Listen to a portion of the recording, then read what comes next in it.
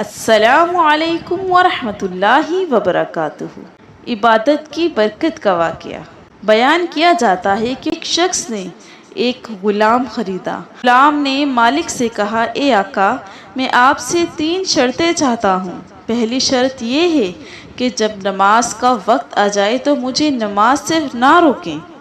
دوسری شرط یہ ہے کہ آپ مجھ سے صرف دن کو خدمت لیں گے، اور تیسری شرط یہ ہے کہ میرے واسطے ایک کوٹھری مقرر کر دیجیے کہ میرے علاوہ دوسرا اس میں داخل نہ ہو سکے۔ آقا نے کافی سوچ وچار کے بعد غلام کی یہ سب شرطیں منظور کر لیں۔ اس غلام نے مکان کی کوٹھریوں کا چکر لگایا اور ایک ویران کوٹھری کو پسند کیا۔ آقا نے کہا، تم نے یہ ویران کوٹھی ہی کیوں پسند کی؟ اس نے کہا، اے میرے سردار، کیا آپ کو یہ نہیں معلوم کہ ویران جگہیں اللہ تعالیٰ کے ذکر سے آباد ہو جاتی ہیں؟ چنانچہ وہ غلام رات کو اس کوٹھری میں رہنے لگا۔ اتفاقاً اس کے آقا نے ایک رات مجلس منعقد کی۔ پس جب آدھی رات ہوئی اور اس کے دوست احباب چلے گئے تو مالک اٹھا اور گھر کو چکر لگانے لگا۔ جب غلام حجرے کی چھت پر پہنچا تو کیا دیکھتا ہے کہ اس میں نور کی ایک قندیل نکل رہی ہے جو اوپر سے نیچے کو لٹکی ہوئی ہے، اور وہ غلام سجدے میں اپنے رب سے دعا کر رہا ہے۔ اور جب سردار نے کان لگا کر سننا چاہا تو وہ کہہ رہا تھا، اے میرے رب، تو نے دن میں مالک کی خدمت میں میرے ذمے واجب کر دی ہے۔ اگر میرے ذمے یہ خدمت نہ ہوتی تو دن رات صرف تیری ہی خدمت میں مشغول رہتا۔ مالک طلوع صبح تک اس منظر کا نظارہ کرتا رہا۔ اس کے بعد وہ قندیل آسمان پر چلی گئی اور چھت بند ہو گئی۔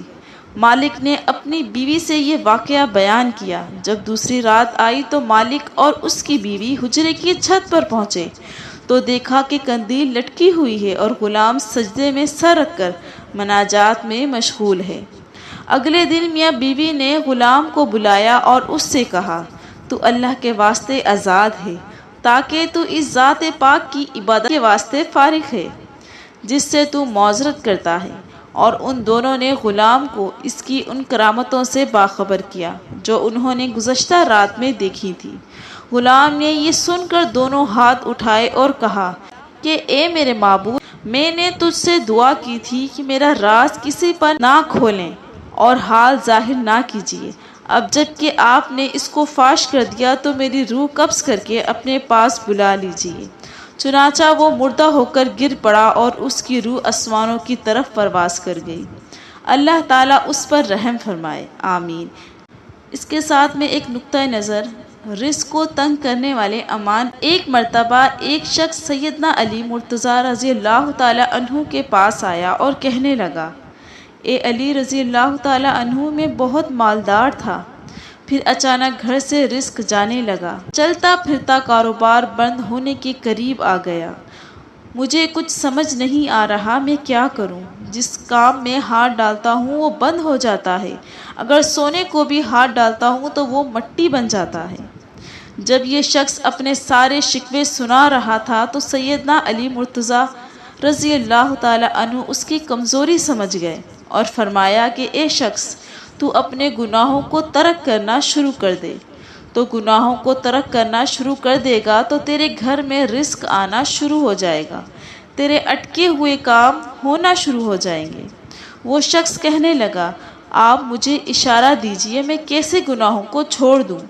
تو حضرت علی رضی اللہ تعالیٰ عنہ فرمانے لگے کہ اگر تو نماز نہیں پڑھتا تو نماز پڑھنا شروع کر دے، اگر تو شراب پیتا ہے تو شراب چھوڑ دے، جو برائی تو جان بوجھ کر کرتا ہے وہ برائی تو چھوڑ دے، اگر کوئی جانے انجانے میں تجھ سے کوئی گناہ سرزد ہو جائے تو رات کو سونے سے قبل اللہ سے اپنے گناہوں کی معافی مانگ لیا کر۔ انشاءاللہ یہ کام تو کرے گا تو تیرے اٹکے ہوئے کام بھی ہونا شروع ہو جائیں گے۔ بیان کیا جاتا ہے کہ جب اس شخص نے ان تمام باتوں پر عمل کرنا شروع کیا تو اللہ تعالیٰ نے اس کے بگڑے کام سنوارنا شروع کر دیے۔ اللہ پاک اس واقعے سے سبق حاصل کر کے عمل کرنے کی توفیق بھی عطا فرمائے، آمین۔ ویڈیو پسند آئے تو لائک کریں اور مزید اس طرح کی اسلامک ویڈیو دیکھنے کے لیے میرے چینل کو سبسکرائب کریں۔ السلام علیکم، جزاک اللہ۔